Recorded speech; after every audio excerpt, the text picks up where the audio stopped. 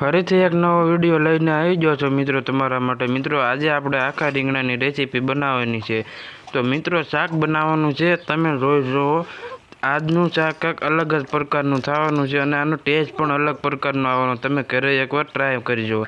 તો મિત્રો સૌથી પહેલાં સિંગ ભજીયા ખાંડ્યા, ત્યાર પછી ચવાણું ખંડાઈ ગયું તીખું। હવે આપણે આ મોળા ગાંઠિયા છે મિત્રો, આ બધું ખાંડવાનું છે રીંગણામાં ભરવા માટે મસાલો।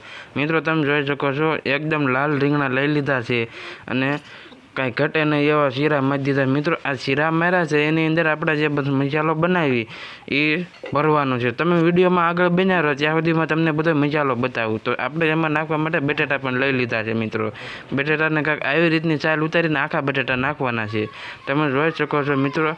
પહેલાં આપણે લસણની કળાઈ લઈ લીધી છે, ત્યાર પછી મિત્રો એમાં મરચું નાખ્યું છે અને મીઠું નાખી દીધું અને આદું છે। મિત્રો આપણે ત્રણેય વસ્તુ ચવાણું અને સિંગ ભજીયા અને મોળા ગાંઠિયા ખાંડ્યા હતા એ મસાલો હવે તૈયાર કરવાનો છે। મીઠું અને ધાણા જીરું નાખ્યું છે, ત્યાર પછી આપણે થોડીક ખાંડ નાખી છે ગળું થાય એટલા માટે મિત્રો, કારણ કે તીખું તો છે જ તે। અને આ આપણે ખટાશ નાખી છે, ઉપર લીંબુનો રસ છે।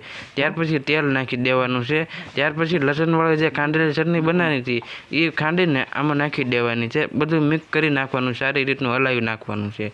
તેલ નાખવાનું એટલે મસાલો આપણો લસકા જેવો રહે। તમે જોઈ શકો છો મિત્રો, આવું શાક તમે ક્યારેય નહીં બનાવ્યું હોય, આવી રીતનું બનાવીને ખાવ મિત્રો, ટેસ્ટ એનો કંઈક અલગ પ્રકારનો આવે છે। તમે એકવાર ઘરે ટ્રાય કરજો મિત્રો, આનો ટેસ્ટ કાંઈ ઘટે નહીં એવો આવે, સાચું કહું। તમે જોઈ શકો છો રીંગણાને કંઈક આવી રીતના ભરી લીધા હતા,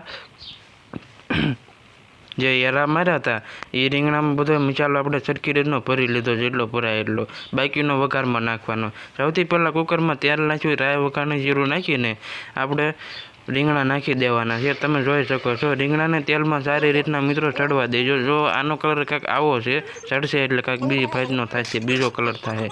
તમે જોઈ શકો આરે બટાટા પણ નાખી દીધા છે, તમે જોઈ શકો છો આનો કલર થોડોક બદલાઈ ગયો છે। 10 થી 15 મિનિટ ચડવા દઈને ત્યાર પછી આપણે તે મસાલો નાખી દેવાનો છે। તમે જોઈ શકો છો મસાલો બધો નાખી દેવાનો મિત્રો। તમે જોઈ શકો છો ઉકળવા મીનું છે આપણું શાક, પોણા પગનું થઈ ગયું છે મિત્રો। આપણું શાક કમ્પ્લીટ બનીને તૈયાર છે, તમે જોઈ શકો છો મિત્રો। હવે તમારે એક નાનકડી હેલ્પ કરવાની છે, ચેનલને સબસ્ક્રાઈબ કરો, લાઇક કરો અને શેર કરજો મિત્રો। આવા